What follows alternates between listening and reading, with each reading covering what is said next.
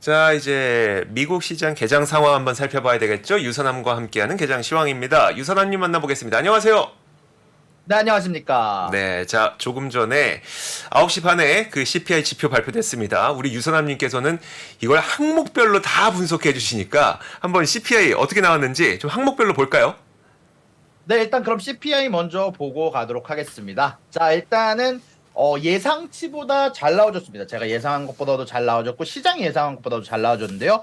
예상치가 0.3%의 코어 CPI도 0.3%인데 실질적으로 나온 데이터가 0.2%에 0.2%가 나와줬고요. 1년 기준으로는 CPI가 3.0%, 코어 CPI가 4.8%를 나와주면서 시장의 컨센서스보다도 훨씬 더 잘 나와줬습니다. 특히 코어 CPI 같은 경우가 크게 꺾었는데요. 코어 CPI 같은 경우는 대부분의 기관들이 4.9에서 5.0%를 예상할 정도로 사실 스티키할 거란 끈적끈적할 거란 예상이 많았는데 그에 비해서 굉장히 좋은 수치가 나와줬는데요. 일단 제가 예상한 것 중에서 항목으로 봤을 때는 딱 3개밖에 안 틀렸는데 그게 왜 제가 CPI 수치가 예상보다 훨씬 더 잘 나왔던 이유는 제가 전에도 한번 말씀드렸지만 앞으로는 CPI 데이터의 변동성에 관해서 소폭이란 데이터가 붙을 거다라는 제가 얘기를 몇 번 해드렸었는데 실질적으로 전달에는 CPI 데이터 중에서 중고차가 4% 가까이 상승한다든지 에너지 가격이 3%, 4% 가까이 꺾인다든지 하는 방식들이 사라졌습니다. 오늘 나온 데이터에서는 모든 것들의 물가 가격들의 안정이 돼간다라는 어떻게 보면 앞으로 인플레이션 데이터에는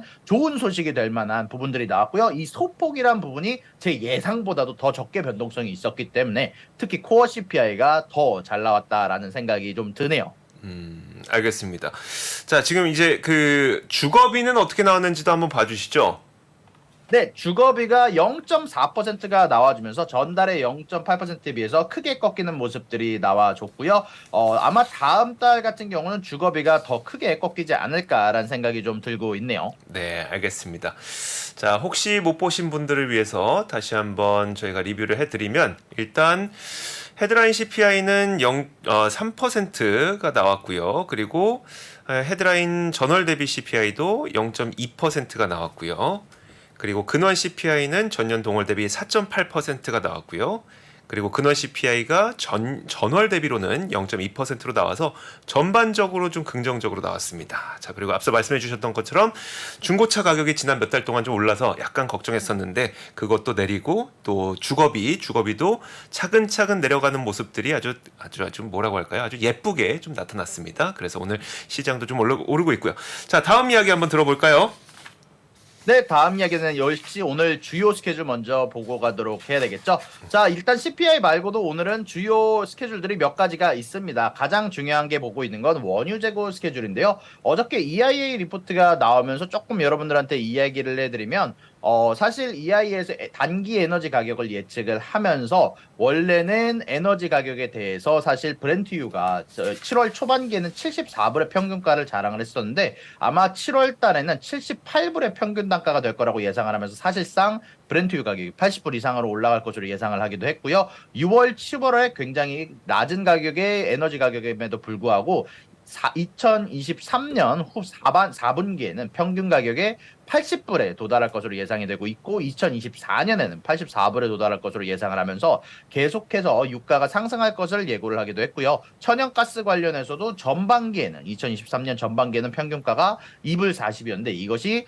하반기에는 2불 80으로 약 20%가량 상승한 가격을 보여줄 것으로 예상을 함에 따라서 아마 전체적인 에너지 가격이 어제 오르는데도 커다란 영향을 끼친 것 같고요. 그런 것에다가 오늘 추가적으로 영향을 줄 만한 요소는 바로 원유 재고입니다. 만약에 원유 재고가 예상치보다 낮게 나온다면 오늘 또다시 원유 가격이 생각보다 조금 더 오르는 모습이 있을 수도 있다라는 생각이 들고요. 그리고 오늘 오후 2시, 미국 기준은 오후 2시, 한국 기준은 오전 3시에 베이지북이 발표가 됩니다. 그것 말고도 오늘 카시칼이라든지 보스틱 연준위원 그리고 메스터의 연준위원회 연설이 있다 보니까 이런 부분도 신경 써서 볼 만한 요소가 될 것 같습니다. 네, 알겠습니다.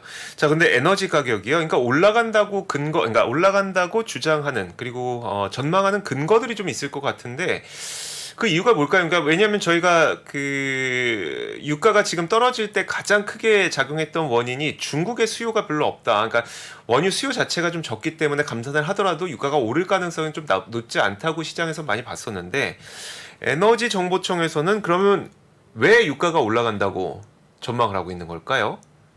아무래도 감산에 대한 영향이 제일 크고 계속해서 진행 중인 지금 불확실성, 지정학적 불확실성에 대한 영향성이 가장 크다는 얘기를 했고요. 그리고 중국에 대한 얘기가 적혀 있지는 않지만 제 개인적인 예상을 조금 더 덧붙이자면 아무래도 중국에서 N자형의 리커버리가 나올 것으로 예상이 되고 있고 지금 계속해서 부양책이 나올 수 있다라는 가능성이 언급이 되고 있는 만큼 사실 어저께 또 부양책의 가능성이 어느 정도 몇몇 매체에서 언급이 되면서 중국 항생 지수가 좀 오르는데 커다란 역할을 하기도 했거든요. 아마 그런 부분들이 앞으로 유가에 좀 영향을 주지 않을까. 그리고 사실 가장 중요한 부분 중 하나는 또 미국이 경기 침체에 빠지지 않는다라는 것도 생각보다 커다란 영향을 주게 될 것 같습니다. 다만 제조업 관련해서는 아무래도 계속해서 안 좋은 수요가 유지될 가능성이 높다라고 예상이 되는 만큼 에너지주들에게까지 호재가 될지는 아마 앞으로 좀 차근차근 지켜봐야 될 것 같습니다. 네, 알겠습니다. 그것도 크겠네요. 미국이 경기 침체에 빠지지 않을 것 같다는 전망이 그러면 원유의 사용량이 꽤 많겠구나. 특히 이제 미국에서 뭐 자동차, 드라이빙 시즌 이런 걸로 인한 원유 사용량 굉장히 많으니까요. 자, 좋습니다. 이어서 영란은행은 이런 가운데 금리를 더 올릴 거야 이렇게 경고를 했나요? 네, 영란은행에서 지금 가정들에게 경고를 했는데요. 어떤 경고를 했냐면 앞으로 우리는 금리를 더 높게 올릴 거니까 준비해라라는 경고를 했습니다. 사실 영국 같은 경우는 미국과는 다르게 아직까지 인플레이션이 굉장히 높은 상태인데요. 지금 5월 달에 나온 인플레이션이 8.7%에 해당하며 아직도 임금 상승률이 굉장히 높게 나올 정도로 인플레이션이 지금 현재 조금 고착화가 된 부분들이 보여지고 있기 때문에 영란은행에서는 조금 더 금리를 올릴 것이라고 예상을 한 것 같습니다. 알겠습니다. 영란은행 사실 아직 영란은행도 그렇고 유럽도 그렇고 물가보다 금리가 낮은 상태이기 때문에 조금 더 올려야 될 상황은 맞는 것 같습니다. 자, 다른 국가들은 아직도 금리 인상 기조에서 벗어나지 못하고 있다는 소식 들어봤고요. 자, 그 다음 소식 한번 들어보도록 하죠. 네, 마이크로소프트가 액티비전을 인수하려고 한다는 소식은 많은 분들이 이미 알고 계셨을 텐데요. 그런 부분들 관련해서 좋은 소식이 있었습니다. 자, 일단 마이크로소프트와 블리자드가 합병하는데, 뭐 인수하는데 가장 커다란 허들이었던 미국에서 재판에서 승소를 했다라는 뉴스가 떴는데요. 정확히 말하면은 영국과 미국에서 단독점법 위반으로 사실 이 딜을 막고 있었는데 FTC가 이번 재판에서 지게 되면서 사실상 80% 이상의 확률로 이것이 성사될 가능성이 높아지면서 블리자드가 인수가가 95불인데 반해 주가가 현재 블리자드 주가가 91불까지 10%가량 폭등하는 결과가 있었는데요. 애초에 FTC와 이제 영국에서 이 딜을 막으려고 했던 커다란 이유 중 하나는 사실 액티비전이 갖고 있는 게임 중 하나인 콜 오브 듀티라는 게임이 앞으로 이 딜이 진행됨에 따라서 플레이스테이션에서 출시를 못하게 될 수도 있다. 이 대형 게임들이 뭐 블리자드 게임들뿐만이 아니라 앞으로 이렇게 커다란 게임들의 회사가 하나가 생기게 되면 앞으로의 혁신도 부족하게 될 거고 게이머들의 선택도 가격에 대한 결정도도 굉장히 부족하게 될 거기 때문에 이 딜을 막는다는 사실 영국과 미국의 결정이 있었는데 이런 부분들 관련해서 재판에서 마소가 이기게 되면서 사실 미국 내에서는 합병이 진행이 가능하게 되었고요. 영국이 아직 걸림돌로 남아있는 상황에서 사실 7월 18일까지는 이 딜을 맞춰야지 사실 마이크로소프트가 액티비전에게 3조 원에 해당하는 돈을 지불하지 않아도 되는데 일단은 미국 내에서 승인이 났기 때문에 18일 이전에 합병이 가능하게 되었고요. 그리고 영국에서는 만약에 이것이 실질적으로 진행이 되지 않더라도 이미 영국의 반독점 규제 단체와는 이미 이야기가 진행 중인데 이미 우리가 이야기를 듣겠다라고 발표를 한 만큼 아마 마소와 딜이 진행 중일 것으로 예상이 되고 만약에 이게 18일 이전에 결정이 나지 않는다고 하더라도 영국을 제외한 모든 곳에선 합병한 상태로 운영을 하고 영국에서만 따로 단체를 두고 운영하면 된다라는 애널리스트들의 분석이 있었다 보니까 전체적으로 액티비전에게는 커다란 호재가 된 것 같습니다. 오, 그렇게도 되는 거예요? 그러니까 영국에서만 합병 안 하고 다른 국가에서는 합병한 채로 그 사업이 가능한 거예요? 정확히는 잠깐 동안의 유예 기간을 둔다라고 봐야 되는데 애널리스트들의 글에 의하면 7월 18일로 정해져 있는 기한을 늘리고 영국에서의 합병만 따로 운영을 하다가 그 합병 기간을 좀 늘린 상황에서 그 안에서 합병을 진행하면 된다라는 얘기가 있더라고요. 혹시 유선남님은 게임 좋아하시나요? 저는 겜돌이죠. 저 같은 그래요? 경우는 뭐 디아블로 다 아주 랭커를 찍고 그래서 아니 근데 진짜 게임 하시는 분들은 이거 합병되면은 안 될 것 같은데 이 말씀 많이 하시더라고요. 왜냐면은 이제 우리가 그냥 할 수 있었던 거 이제 엑스박스로만 해야 되나 막 이런 얘기도 하시면서 그러더라고요. 사실 많은 분들이 플레이스테이션을 더 많이 소유를 하다 보니까 이런 네. 부분들에 대해서 걱정을 하시는 분들이 많기는 한데 저 같은 경우는 PC로 플레이를 하다 보니까 아무래도 조금 더 저에게는 호재가 아닐까라고 생각이 드네요. 아, 그러니까 그래서 이번에 법원이 판결을 내렸던 것도 그 결국 그 콜 오브 듀티를 조금 더 많은 사람들이 이용할 수 있게 된다. 접근성이 높아졌다. 이런 판결을 내렸더라고요, 오히려. 네, 마이크로소프트가 사실 이번에 재판에서 이야기를 했던 부분이 뭐냐면 우리가 플레이스테이션에서도 게임을 꼭 출시를 하겠다라고 약속을 하고 나서 사실 재판에서 승소를 한 것이라 아마 마이크로소프트가 이런 부분에 대한 차별을 줄이도록 노력한다라고 했기 때문에 아마 접근성 면에서 좋아지지 않을까라는 생각이 좀 드네요. 그 제가 기억이 좀 가물가물한데 액티비전 블리자드를 산다고 했던 주당 가격이 얼마였었죠? 95불입니다. 95달러. 아, 네, 95달러. 지금 90달러까지 올라왔네요. 네 맞습니다. 알겠습니다. 자, 액티비전 블리자드 뉴스 들어봤습니다. 자, 다음 소식은 다이어트 약의 부작용이 EU 조사에 들어갔어요?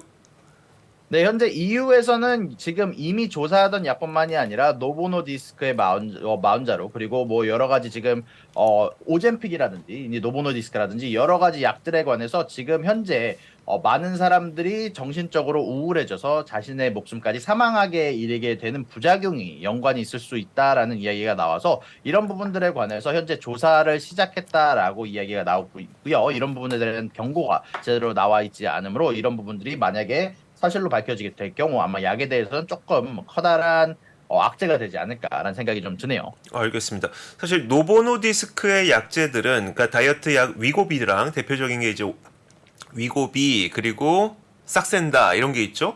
이런 맞습니다. 것들은 이미 그 많이 팔리고 있어서 만약에 부작용이 있고 이게 증명이 된다면 좀 주가에 큰 영향이 있을 것 같은데 일라이릴리가 지금 개발을 하고 있는 그 마운자로의 다이어트 약 이건 아직 출시가 안 된 거죠?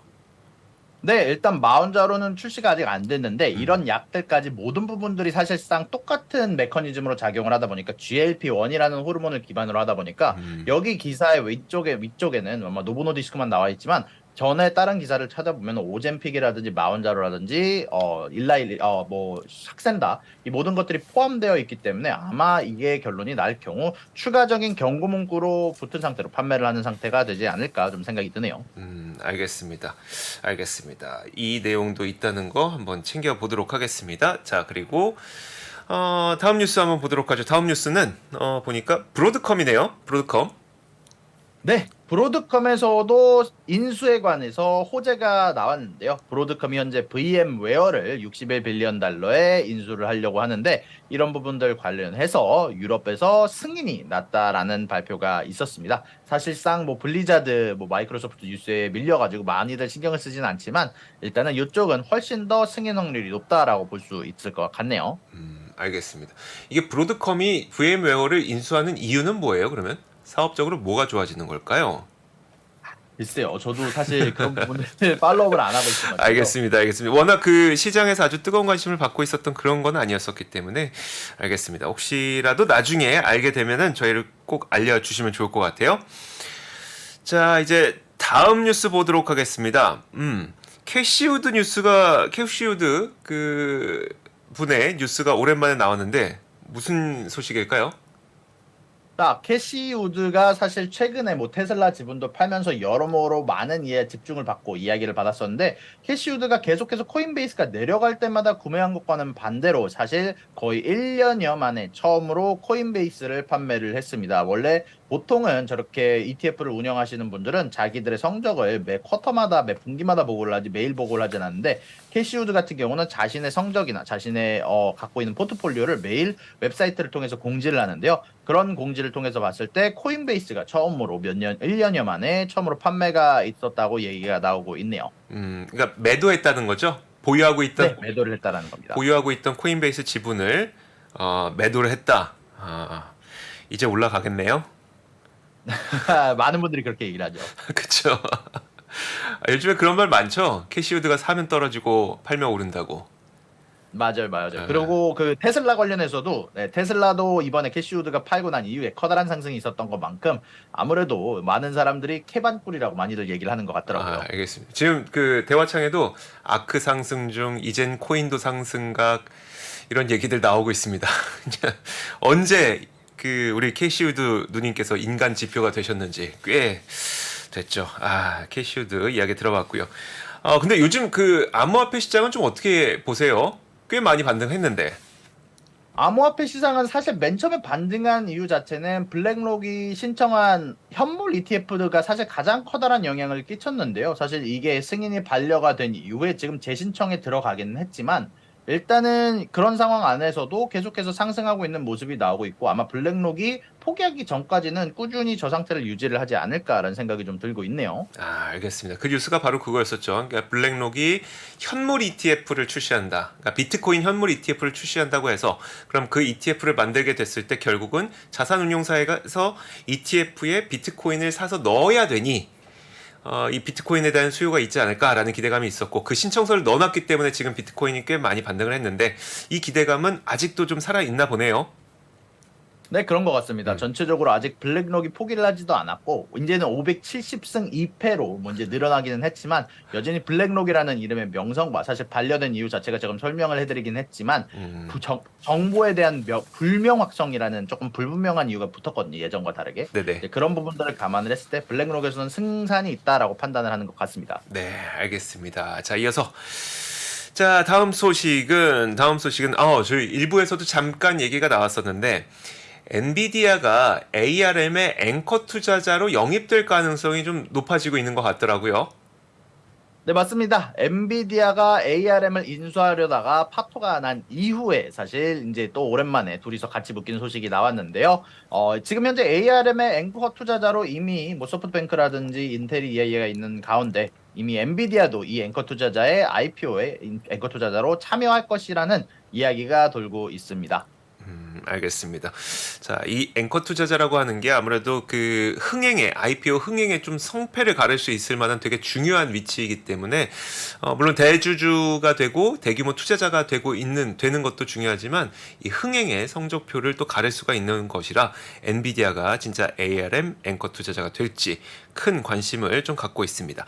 자, 다음 뉴스 한번 볼까요? 다음 뉴스는 어떤 네, 겁니까? 다음 뉴스는 진로우와 레드핀이 사실 최근에 계속 들어서 급등세를 보여주고 있는데요. 사실 이런 부분들은 제가 여러 가지 정보를 리포트를 해드리면서 몇 번 설명을 드렸습니다. 앞으로 계속해서 건축 쪽에서 붐이 일어나고 아무래도 주거비에 관련해서 주택 관련해서 거래가 늘어나고 있다는 부분을 몇 번 이야기를 해드렸는데요. 그런 부분들 관련해서 거기서 가장 수혜를 보는 종목은 물론 1차적으로 생각하면 건축 관련 주식들이겠지만 사실 많은 사람들이 미국에서 가장 먼저 보는 것은 진로우와 레드핀이거든요. 내가 사는 집이 얼마만큼 가격이 변화했는지 그걸 다 트래킹해주면서 예상되는 좋은 가격까지 얘기를 해주는 웹사이트가 바로 진로와 레드핀이다 보니까 이 두 웹사이트의 주식들이 커다랗게 거래량 상승에 힘입어서 오르는 모습들이 나왔고요. 컴파스라는 기업도 거의 9% 올려주면서 굉장히 좋은 성적들을 보여주고 있는데 거기에 대한 이유를 이제 애널리스트들이 분석을 해봤는데 현재 집에 대한 구매자들이 높은 금리에 7% 금리에 익숙해지면서 계속해서 거래량이 늘어나고 있는 상태다. 경기 침체가 오지 않을 것이라고 생각하면서 늘어나고 있는 상태다라는 발표가 있었네요. 그 모기지 금리도 높은 상태잖아요. 그래도 이제 익숙해진 건가요? 모기지 금리도 높은 상태긴 한데요. 사실 가장 큰 것은요. 원래는 구매자들이 좀 사실 기다리고 있었거든요. 금리가 높으면 집값이 떨어지는 게 너무 당연하다고 생각하는 구매자들이 굉장히 많았고 사실 저도 사실 여러 가지 집들을 좀 눈여겨보고 있었는데 집 가격이 예상만큼 많이 떨어지진 않았어요. 집 가격이 분명히 계속해서 떨어지고 있는 가운데 안에서 더 이상 금리가 현재 지금 은행 금리가 약 7% 가까이에 도달한 상태인데 이거보다 더 올라갈 거라고 예상하기는 어렵거든요. 그리고 경기 침체가 올 거라고 예상하기도 힘든 상태에서 집값이 추가적으로 떨어지지 않을 거라고 생각한 여러 구매자들이 이거 보통 얼리 아답터들이나 스마트 구매자들이라고 많이 표현을 쓰는데 그런 투자자들이 지금 미리미리 집 시장에 들어오고 있는 것으로 보이고 있다라고 생각이 되네요. 알겠습니다. 자, 그래서 근데 실제로 진로우랑 그 레드핀 많이 쓰나요? 엄청 많이 씁니다. 사실 진짜요? 저희 미국에서는 가장 많이 쓰는 집 웹사이트라고 볼 수 있는데요. 원래는 이제 저희가 부동산에 대한 자격증이 있으면 딱으로 들어가서 볼 수 있는 웹사이트들이 있지만 거기에서 나오는 정보들이 사실 좀 빠르다 뿐이지 항상 뭐 진로우나 레드핀 같은 추가적인 정보, 그 주변 집들에 대한 시세나 혹은 예상되는 가격, 앞으로 냈던 세금들, 그리고 얼마만큼 변화를 했는지, 그리고 얼마만큼의 가격에 내놨었는지 모든 기록들이 나와 있는 굉장히 좋은 웹사이트다 보니까 부동산 관련해서는 필수로 쓰는 웹사이트라고 볼 수 있을 것 같네요. 우리나라, 그러니까 한국에서의 이런 그 부동산 관련 사이트는 사실 가격 정보만 주고 나머지 돈은 광고로 벌거든요. 근데 제 레드핀이나 진로우는 그렇게 돈 버는 구조가 아니죠. 그것도 있겠습니다만. 네. 있겠습니다만 진로랑 레드핀 같은 경우는 가장 돈을 많이 버는 구조가 브로커랑 연결을 해주는 구조로 봅니다. 이 브로커들이 이제 미국에서는 몇몇 주에서는 모든 주가 그런 건 아니지만 브로커를 통해서 무조건 집을 구매를 해야 되는데 에이전트를 통해서 근데 이 에이전트를 연결해주는 돈을 브로커 진로랑 레드핀이 챙기게 되면서 거기서 가장 많은 수익이 나오는 걸로 알고 있습니다. 알겠습니다. 그 예전에는 한때 그거 있었잖아요. 그러니까 진로우가 직접 집을 구매를 해서 수선을 한 다음에 판매하는 그 사업을 했었는데 그 사업이 중단이 됐었죠. 네, 맞습니다. 그걸 플리핑 비즈니스라고 보통 미국에서는 표현을 하는데요. 플리핑 비즈니스가 몇 년간 제대로 된 실적을 내지 못하다 보니까 결론적으로는 이런 부서를 문 닫게 되는 사태가 작년에 있었다고 알고 있습니다. 알겠습니다. 자, 진로우, 레드핀 왜 올라가는지 최근에 엄청 올라가고 있어서 한번 그 이유를 들어봤고요. 아, 저 이 뉴스도 굉장히 재밌었습니다. 쇼피파이와 그리고 로쿠가 손을 잡았다고 해요.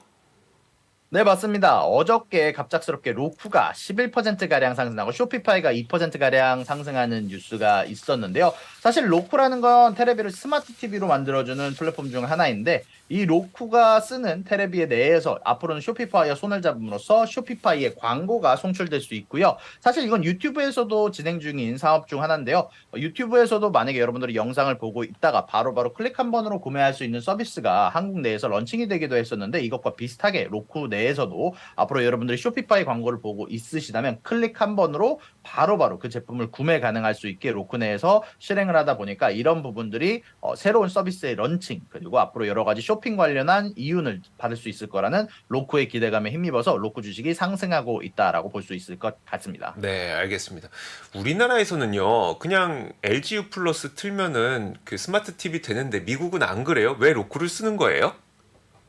사실 스마트 TV가 되는데도 많은데요. 아무래도 요즘에는 뭐 아마존 TV라든지 애플 TV라든지 그쪽에서 스마트 TV에서만 제공하는 서비스들이 있기는 하거든요. 뭐 애플 TV 같은 경우는 만약에 장착을 했을 때 애플의 서비스를 이용할 수 있게 된다든지 또 파이어 TV 같은 경우는 아마존에서 제공하는 프로그램들을 좀 더 손쉽게 볼 수 있게 한다든지 자기들만의 서비스들이 있기 때문에 아마 그런 부분들 관련해서 조금 더 스마트 TV를 좀 더 쉽게 쓸 수 있게 하는 특화된 서비스를 쓸 수 있게 하는 부분들이 좀 커다란 어필이 되는 것 같네요. 아, 로쿠를 설치하게 되면 그런 서비스들을 다 이용할 수 있게 되는 거예요? 로쿠만의 제가 로쿠를 써본 적이 없어가지고 네, 네. 저도 잘 모르는데 저희 매형 같은 경우는 사실 로쿠를 거의 매일 쓰거든요. 아마존 어. TV나 이런 것보다도. 아, 그런 거를 봤을 때 로쿠만의 특별 서비스가 있는 것으로 보이는데 아쉽지만 제가 파이어 TV랑 애플 TV만 써봐가지고 로쿠는 어떤 쪽에서 장점이 있는지 잘 모르고 있습니다. 알겠습니다. 어쨌든 이제 쇼피파이와 로쿠가 손을 잡았고, 로쿠를 통해서 이제 쇼핑 그 광고를 보다가 클릭 한번 하면 쇼피파이를 통해서 직접 그게 구매가 가능해지는 그런 손을 잡았다고 하니까 로쿠가 또 주가가 많이 올랐다고 합니다. 자, 이렇게 오늘 볼만한 소식들은 거의 다 본 거죠? 혹시 남은 거 있을까요? 아니요, 오늘 소식들은 다 봤습니다. 네, 자, 이야기를 나눈 동안 미국 시장이 방금 출발을 했습니다. 자, 어떻게 시작했는지 출발 분위기 저와 함께 확인해 보시죠. 이거 JP모건의 시나리오가 그대로 들어맞게 되는 것일까요?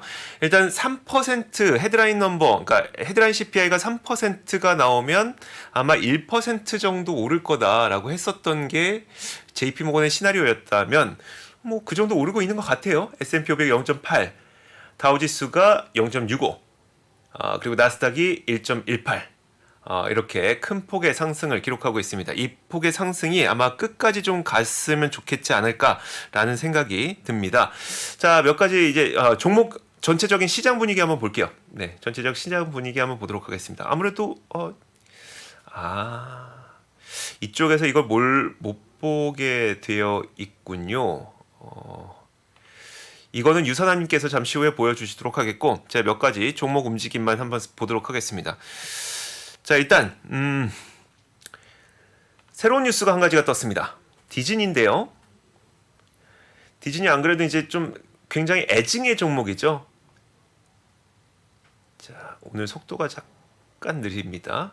자, 어떤 뉴스가 있었는지부터 먼저 소개를 해드리면, 자, 디즈니가 월스트리트저널 보도에 따르면 지금 인도에서 손실 보고에 있는 미디어 사업을 매각할 거라는 보도가 나오고 있어요. 그러니까 인도에서는 이 그 디즈니 플러스가 디즈니 플러스 핫스타라는 이름으로 서비스가 되고 있는데 이거를 지금 손실을 보고 있기 때문에 아예 매각해버리겠다. 그래서 손실 보고 있는 사업부가 사라질 것이라는 기대감이 좀 작용을 하면서 디즈니 주가 오늘 한 0.8% 오르고 있습니다. 물론 시장 전체적으로 상승하면서 오르는 걸 수도 있겠지만 어쨌든 이런 뉴스가 있었다는 거 디즈니에 대해서도 한번 보시면 좋을 것 같고요. 자, 다음으로 볼 거는 바로 엔비디아. 그 엔비디아 뉴스 나왔으니까 엔비디아 한번 보도록 하죠. 자, 엔비디아 오늘 1.5% 정도 오르고 있는데 그 뉴스를 한번 확인시켜 드리면 조금 전에 이제 그 뭐 내용은 대충 다 말씀해 주셨는데 앵커 투자가 뭐냐 그 대화창에서도 좀 나와 있어서 제가 앵커 투자가 뭔지 좀 간략하게 설명을 드릴게요. 그러니까 IPO 기업이 시장에 상장을 하려고 하는데 그럼 투자자들이 여러 필요하잖아요. 그 투자자 가운데 대규모 투자자를 우리가 흔히 앵커 투자자라고 부릅니다. 그래서 뭐 최대 주주까지는 아니더라도 굉장히 큰 규모의 자금을 투자해서 IPO 상장시키는 데 도움을 주는 그런 투자자라고 보시면 되는데 그래서 이 앵커 투자자로 누가 영입이 되느냐 그러니까 ARM 입장에서 이번에 내가 상장을 해야 되는데 누구 돈을 투자받아서 내가 상장할까? 그러면 어떻게 하면 더 IPO가 잘 되지? 이런 생각을 하는 거거든요. 그때 번뜩 엔비디아가 떠오른 겁니다. 엔비디아한테 좀 대규모 투자를 받아서 이번에 IPO 해야지.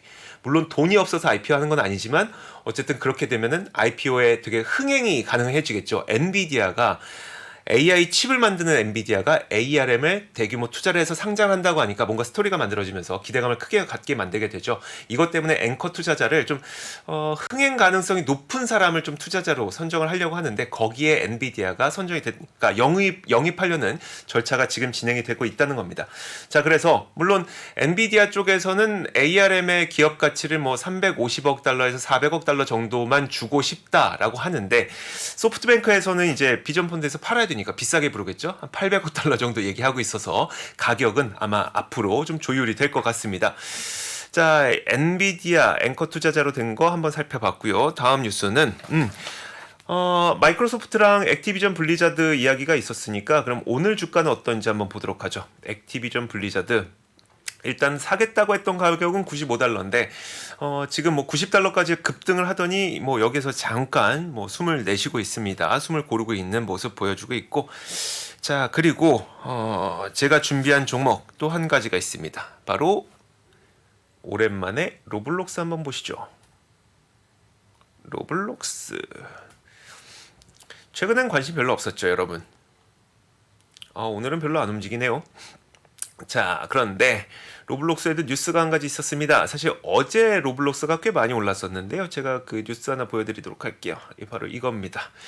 자, 소니의 플레이스테이션에서 로블록스를 품에 안으려고 한다라는 뉴스인데요.